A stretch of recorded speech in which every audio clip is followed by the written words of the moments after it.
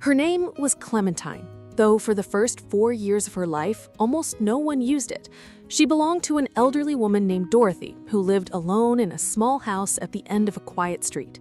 Dorothy had no children nearby, no family who visited often, and no one to talk to most days except the small calico cat curled on her lap. Clementine was not flashy, she was not rare, she was just a patchwork of black, white, and orange, with sharp green eyes and a habit of following Dorothy from room to room like a quiet shadow. Every morning, Dorothy would sit by the kitchen window with her coffee, and Clementine would sit beside her, watching the birds outside. Dorothy used to say that Clementine understood her better than most people did. When Dorothy's arthritis flared up on cold mornings, the cat would curl against her hands, as if trying to warm them. When Dorothy cried, quietly after a phone call from a relative who never seemed to have time to visit, Clementine would climb into her lap and simply stay there until the tears stopped. It was a small life, but it was enough for both of them. Then, one Tuesday in early spring, Dorothy did not wake up. The neighbors noticed the mail piling up first. Then they noticed that Clementine was sitting on the porch, meowing at the door, refusing to leave.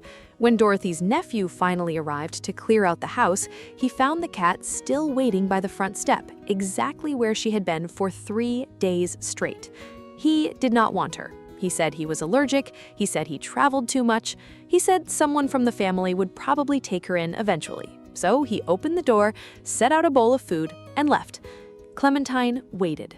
She waited through the night, and the next day, and the day after that. No one came back. Eventually, hunger forced her away from the porch and into the backyard, where she learned to survive on her own. For months, she lived like this. She hunted what she could. She hid under a rotting shed when it rained. Her coat, once brushed and shining under Dorothy's gentle hands, became matted and dull. Neighbors saw her sometimes, slipping between fences, but no one called anyone. No one thought a scruffy calico cat in someone's backyard was worth the trouble. She became just another shadow people stopped noticing. If this part of the story is already breaking your heart a little, stay with us, because what happens next is why we tell these stories at all. Across town, a woman named Margaret was learning to live with a different kind of silence. Her husband had passed away the previous winter after 41 years of marriage. The house they had shared suddenly felt enormous and empty. She still made 2 cups of coffee some mornings out of habit before remembering there was no one to hand the second cup to. Margaret was not looking for a project. She was not looking for a distraction. She was simply looking for a reason to get through the day. One afternoon, while walking her usual route past Dorothy's old house, Margaret noticed something move behind the fence, a flash of black, white, and orange, low to the ground, watching her with wide, wary eyes. She stopped walking. The cat did not run. Margaret asked around. A neighbor told her the sad, short version of the story. Owner passed away, family didn't want the cat, nobody had the time or patience to deal with a feral backyard stray. Margaret listened, and something in her chest tightened. She went home. She came back the next day with a can of food. The cat did not approach. She stayed 10 feet away, tense, ready to bolt. Margaret set the food down anyway and sat on the ground nearby, saying nothing. She simply waited. Day after day, she returned. Day after day, the distance between them shrank, inch by careful inch. It took nearly 6 weeks before the cat allowed Margaret's hand to come close enough to touch her fur. We know some of you are already wondering if you'd have that kind of patience. Honestly, so did Margaret. But grief has a strange way of teaching people how to wait.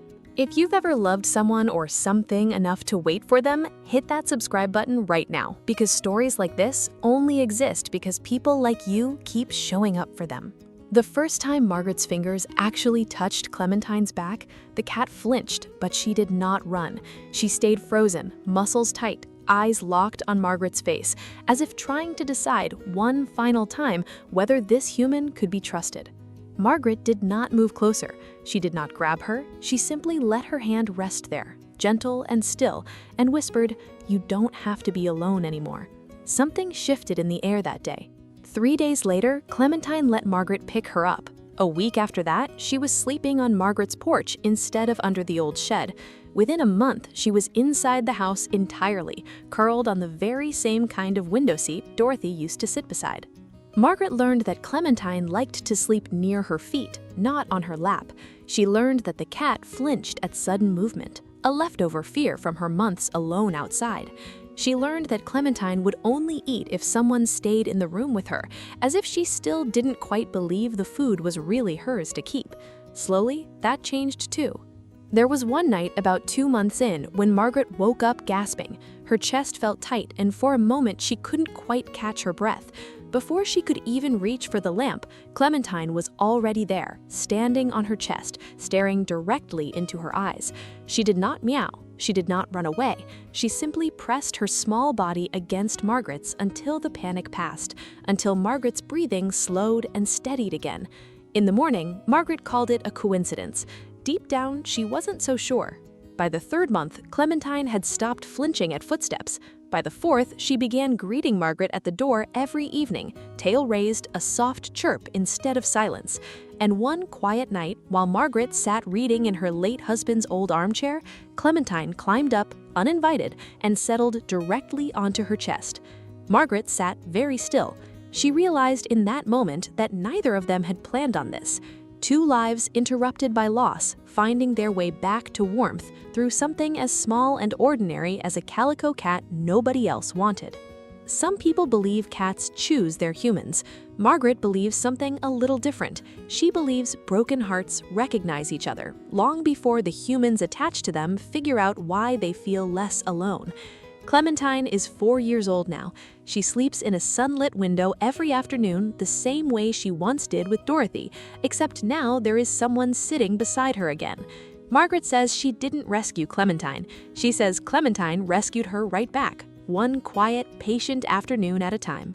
If you are ever tempted to walk past an animal that looks too wary, too damaged, too far gone to ever trust again, remember Clementine. Remember that trust is not something you demand, it's something you earn, slowly, one small act of patience at a time. Because in the end, love wasn't loud for either of them. It didn't happen in a single dramatic moment, with fireworks or grand gestures. It happened quietly, across many small afternoons, one can of food and one still hand at a time, until one day, neither of them was alone anymore. And maybe that's the truest kind of love there is, the kind that doesn't ask to be noticed, only to be given the chance to stay. So tell us honestly, would you have had the patience to wait 6 weeks for a scared cat to trust you, or would you have given up after the first day? Let us know in the comments below.